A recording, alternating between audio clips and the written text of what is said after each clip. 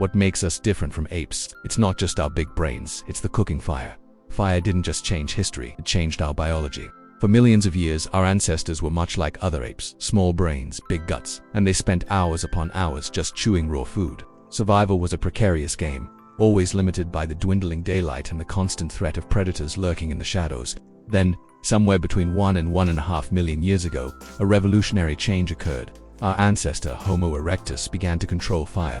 At first, it simply offered warmth against the cold, a beacon of light in the crushing darkness, and a shield against predators. But the real revolution, the one that would reshape our destiny, started when they turned that fire not just on their environment, but towards their mouths. They started cooking. You see, cooking is essentially a form of external digestion. It uses the raw energy of fire to break down the tough plant fibers and dense animal proteins before they even enter our bodies.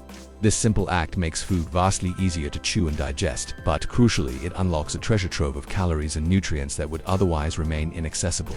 Think of it this way: a raw potato is tough and gives you some energy, but a cooked potato is soft, sweet, and delivers a massive caloric payload. The difference is transformative. Anthropologist Richard Wrangham champions this idea, arguing that this wasn't just a helpful trick, it was the single most defining change in our lineage. His cooking hypothesis suggests that the act of cooking was the primary evolutionary driver that propelled the rise of Homo erectus and, ultimately, led to us, Homo sapiens. The proof, he argues, is written directly into our anatomy. Just compare us to our ape cousins. Our guts are significantly shorter and simpler. Why? Because digesting an endless diet of tough, raw food requires a massive, complex, and incredibly energy-intensive digestive system.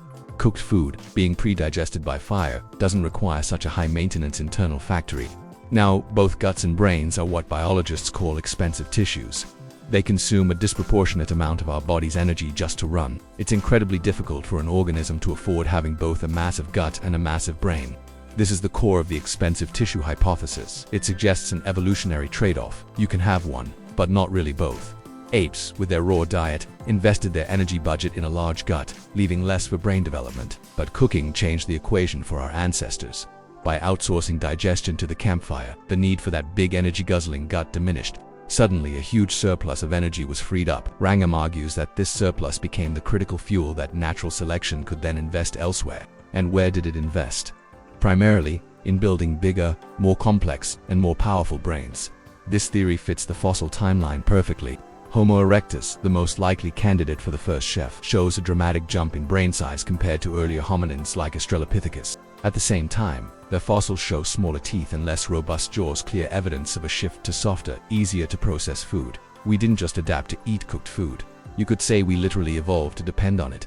Our biology is now predicated on the kitchen. But the impact of cooking went far beyond just fueling bigger brains. It fundamentally reshaped our daily lives by giving us the gift of time. By drastically cutting down on the hours needed to chew and digest tough food, our ancestors were freed up to do other things.